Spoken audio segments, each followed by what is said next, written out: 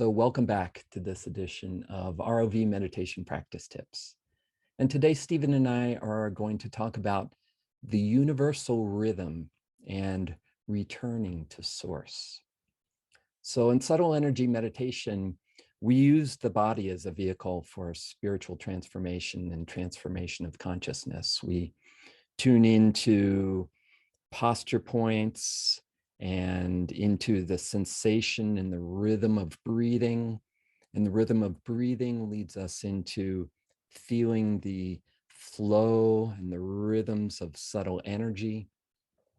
And as we feel this within us, then we start to become aware of this flow and this energy all around us and within all beings and within the whole cosmos.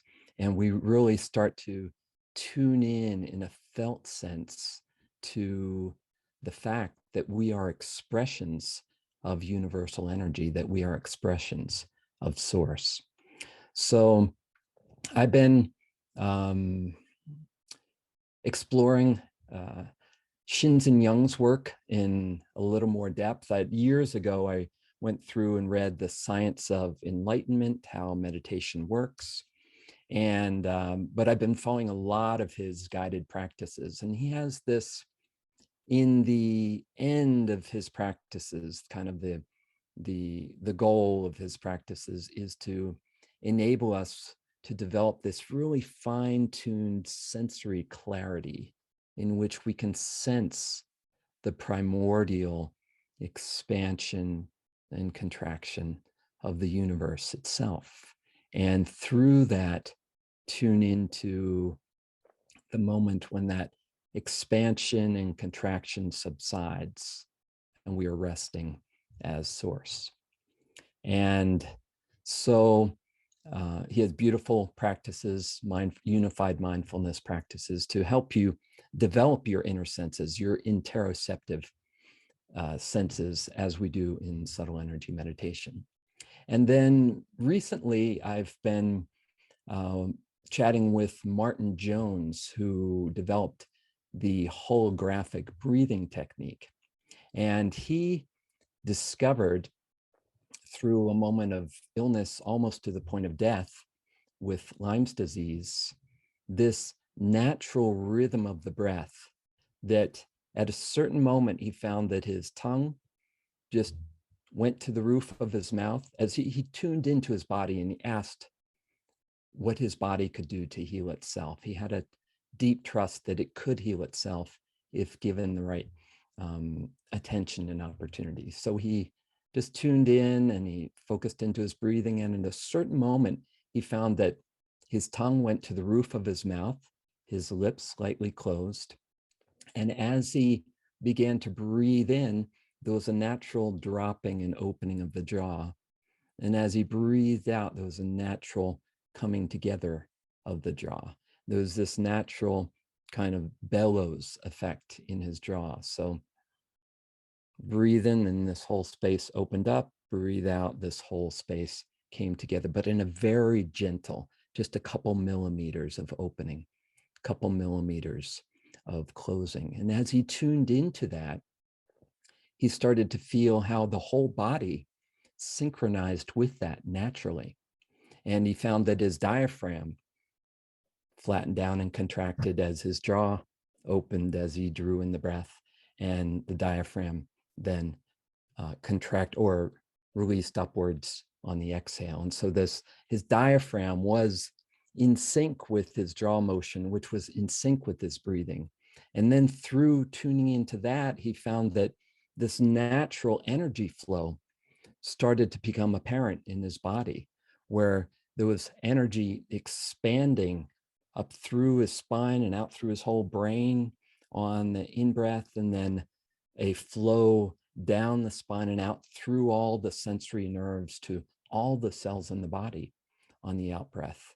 And he found that by tuning into this sensory flow of energy, that he started to connect with universal energy, with the cosmos, with higher guidance.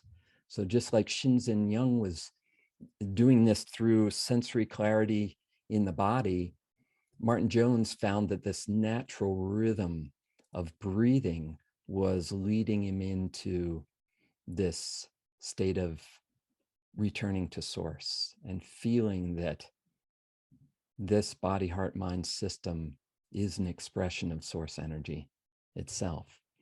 So I know, Stephen, you're going to talk a little bit about Yogananda and Kriya breathing and how that rhythm of Kriya breathing relates to returning to source. So I'll pass it over to you.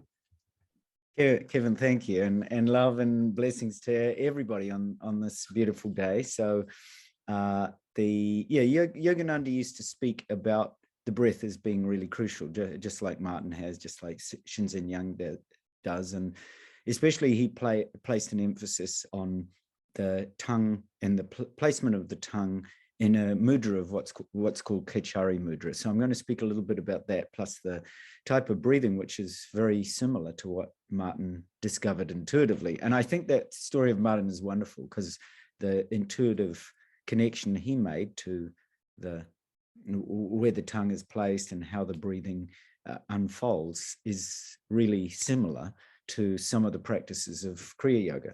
So I'm actually going to do this as a practice with you so that we can experiment together. So you can do it as, you can do it eyes open if that's your normal practice, or you can do it eyes closed. So I'm going to guide it from the point of this being eyes closed. So I'd like you to just close your eyes for a moment with Kevin and I. And as you do, just consider that the breath is the secret to control over life itself, or to awareness over life itself. And in respect, it reflects our inner energy. So when we're angry, for example, the breathing gets quite labored and irregular. And when we're afraid, it also gets very shallow and rapid. So check in with your breath first. Bring your awareness to where your breathing is right now. So just notice the breath. Where is it? Is it in the tip of the nose? Is it in the chest? Is it in the belly? Where do you breathe from most naturally? Just notice the quality of your breathing at the moment.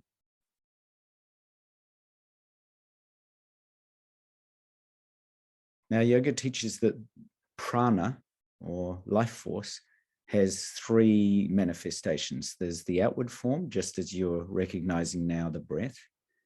And inwardly, it is the life force in our bodies. So that's the inward form. So just notice when you breathe in, follow the breath inwards.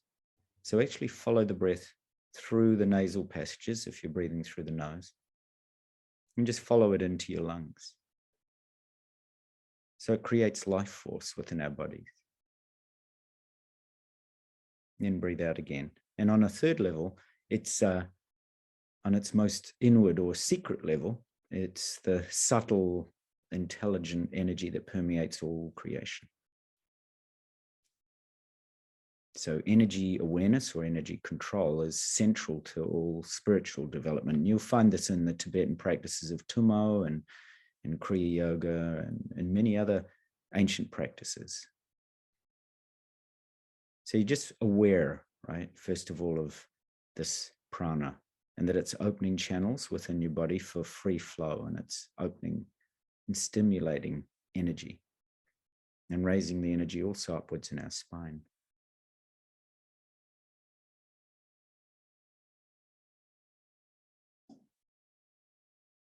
And then I want you to practice a very simple technique that Yogananda used to do called double breathing. So this is just to start to energize this inner body sensation. You're going to breathe in, and then a separate longer inhalation, and hold it, and then do a double breath out.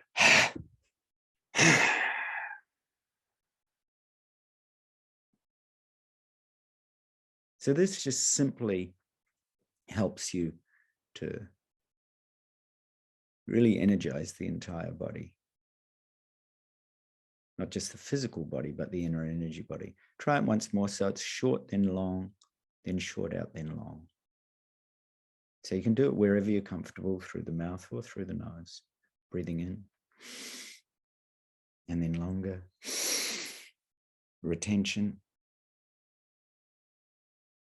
And then exhalation.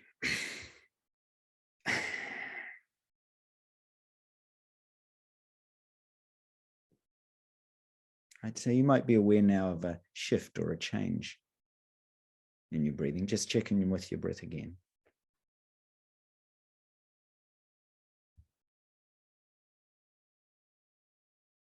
Now, just as Martin discovered, Yogananda also recommended that you inquire or investigate into Kachari Mudra. So I want you to investigate putting your tongue now onto the roof of your mouth. So the tip of the tongue touches the roof of your mouth, wherever it feels comfortable. Yogananda explained in some of his very early teachings that the Kundalini, when it moves brainwards, is helped by the union of nerves in the tip of the tongue. And so the little tongue and the union of this and certain centers in the nasal cavities bring about a secretion of fluid that provides union of life energy and cosmic energy. So if you put your tongue up right while you're breathing, you're still just breathing quite naturally with the tip of your tongue on the roof of your mouth. So some of you might find you can get the tip of the tongue further back in the roof of your mouth, and that will activate the nasal cavities even more strongly. So the little tongue is actually the uvula, or the soft tissue that hangs from the roof of the mouth at the back of the throat. So if you're able to, you can even get the tip of the tongue and the little tongue to connect, and all those centers, those nadis, energy centers in the nasal cavity. You may be able to feel that now. This is a very powerful point. Now, you may notice also that what it's starting to do by having your tongue touching the roof of your mouth, that it's starting to open that jaw cavity, just as Kevin and Martin were explaining. So as you breathe, notice that when you breathe in with your tongue gently pushing up on the roof of the mouth, that it naturally opens, the jaw just naturally widens a little bit as you inhale. And as you exhale, it naturally contracts a little.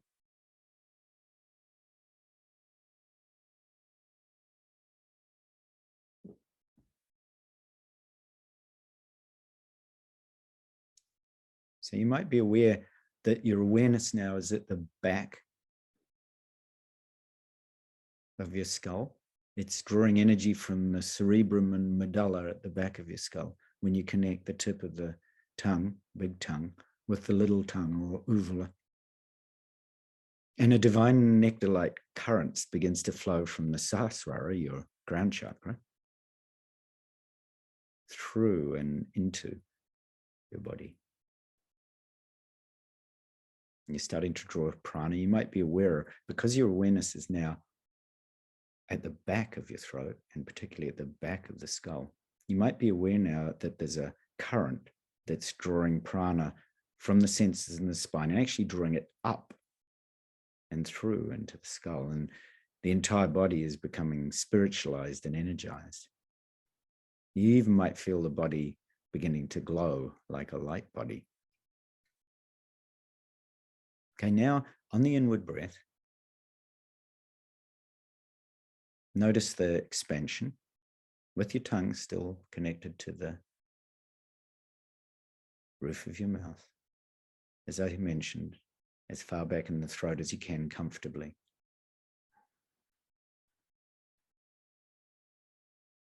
Creates a sound almost like awe. I used to describe it like the awe and wonder of a child in a temple. It actually feels like that and sounds like that. And on the exhalation,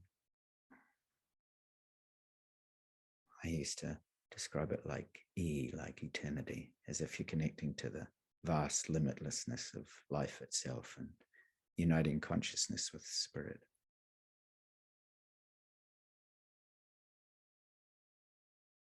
Right? So as you begin to breathe like this, you might notice that as the jaw expands, so does consciousness. Maybe now it feels like you're breathing not just in the mouth cavity, but also in the whole skull. So see if you can connect now as if on the inward breath, as if you're expanding your energy out to fill your skull and the body itself. And on the exhalation, you draw the energy back in. And the inhalation, you fill the whole body with this glow or this light.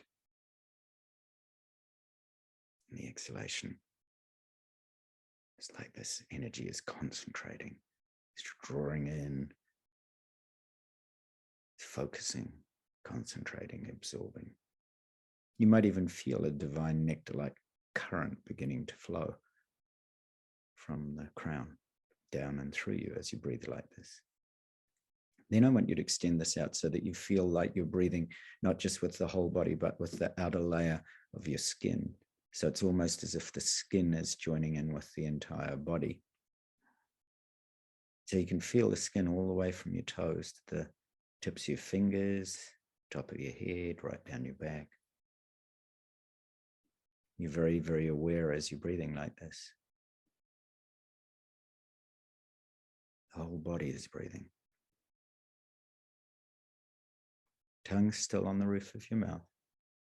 There's still this gentle expansion of the jaw on the inhalation, gentle contraction of the jaw. So the jaw might even just lift a little and then close a little. Open a little. Opening, expanding. Closing. It's as if you're opening this doorway of cosmic consciousness.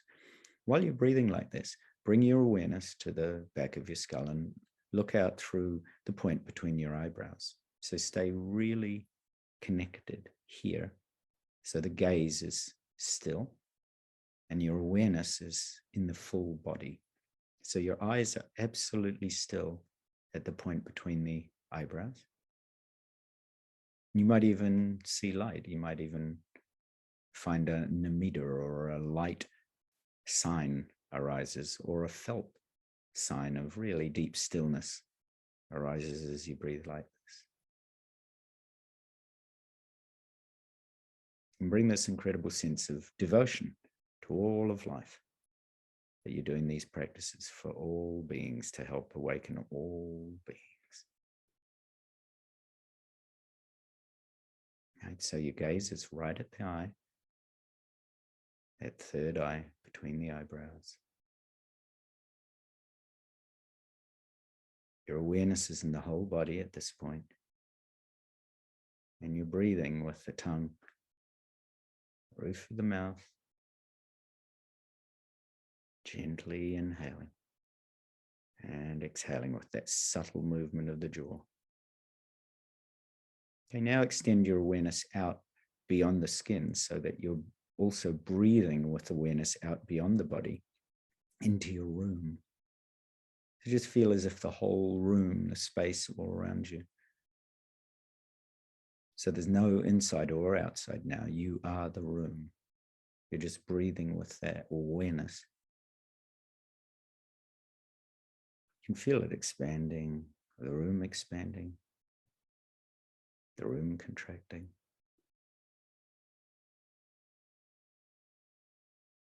Right, your gaze is just straight, still, fixed between the space between the eyebrows. You can feel the entire room expanding and contracting. It's like you are the room and you're breathing the space.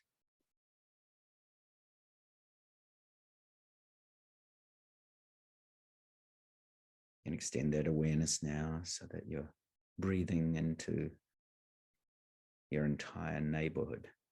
So go out and wrap your awareness around all your neighbors. Right? It feels amazing, doesn't it? Your awareness can do this. It can wrap around, embrace, allow all things. So your tongue's connected to the roof of the mouth. You're gently inhaling and exhaling, expanding and contracting. Now extend your awareness out to the world. So the awareness is literally our world, Gaia, Earth. It's expanding.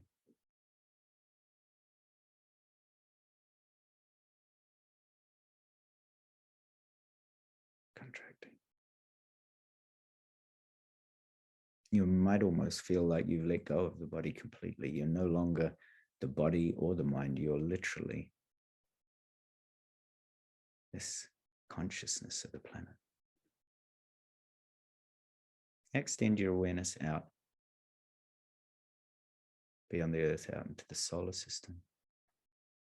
It's as if you're breathing with the sun and all the planets. And then continue extending that awareness out into the cosmos itself, so that you become every atom, every space, and every star.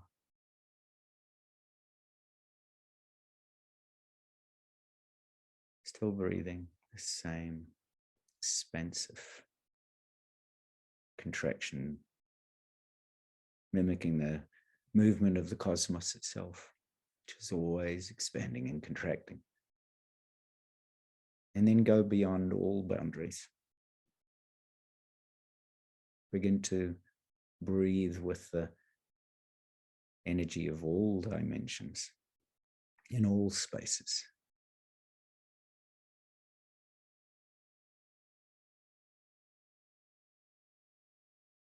So that you are boundless, limitless, spacious awareness.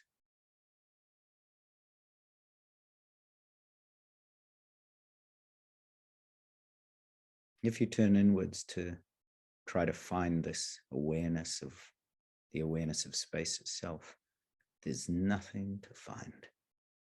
There's nothing to grasp.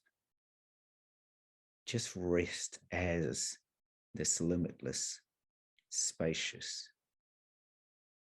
breath, this limitless, spacious awareness, within which everything arises.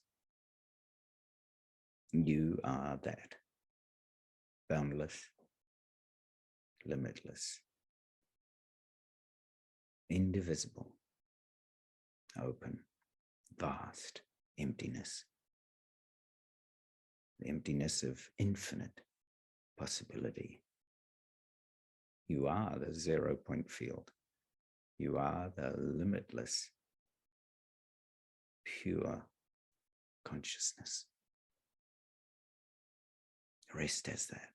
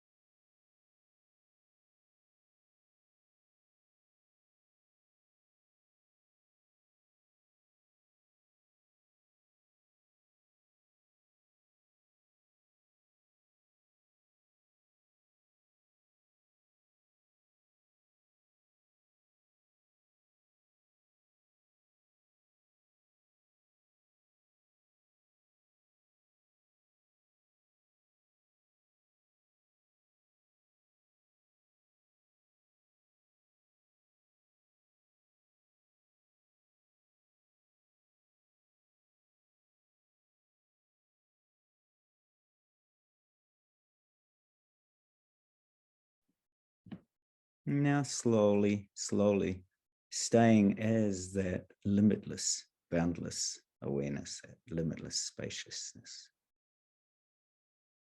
Keeping your eyes very still at this space between the eyebrows. So the gaze is very still. Slowly open your eyes. Opening as that isness, that suchness, that limitlessness of boundless consciousness. Just remain very still. Still in body, still in mind, still in gaze, with the tongue still touching the roof of your mouth.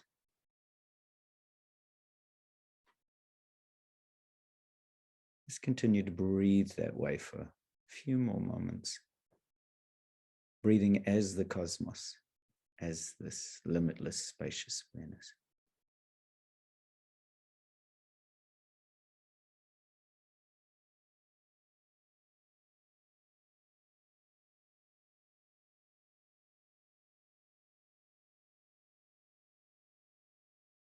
Notice how even the walls are spacious.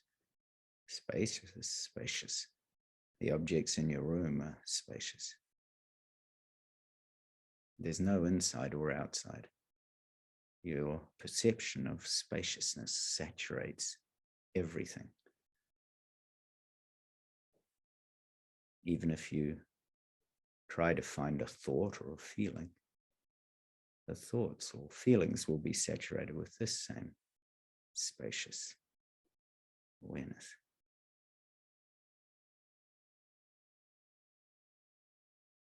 So as you go about your day, rest as this vast and limitless, spacious awareness.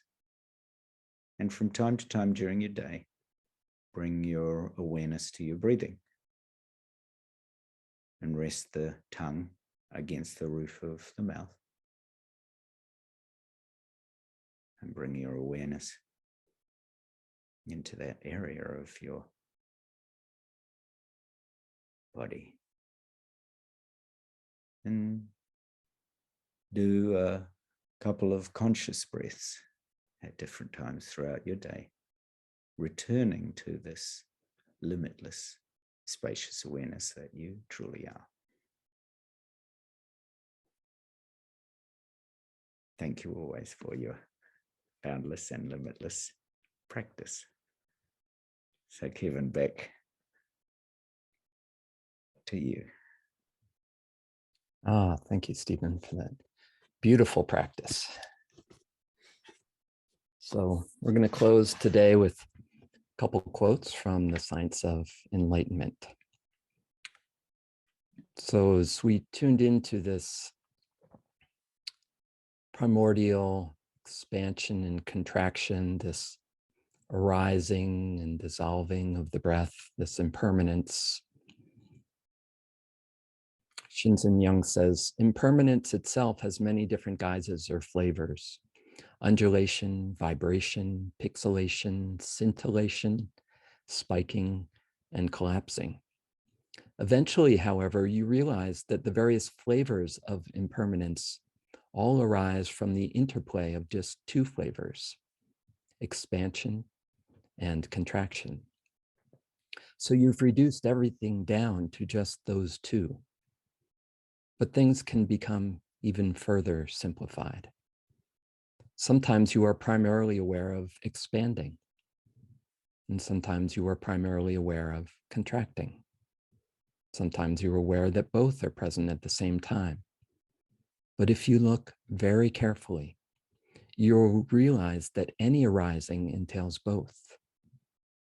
And at the point of vanishing, those two doings merge into the one nothing, which is the simplest state of all, zero, the source.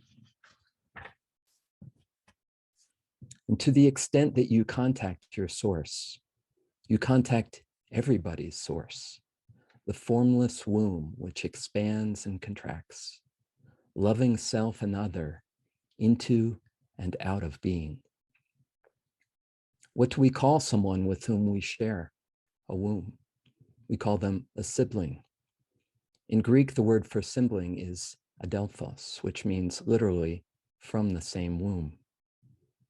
We have all been birthed into existence by the same formless womb, and therefore We are all siblings.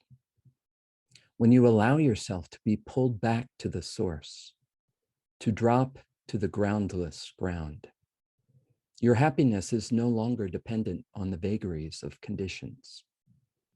But returning to the source is not just for that. It's not only something we do for ourselves. When you realize your source, you have no choice but to see everyone as a close relative. Each time you interact with another person, you experience both yourself and that person being loved into existence by the source. It's not a belief or an emotion, but a direct sensory experience that's always there. So it's easy and natural to care for others.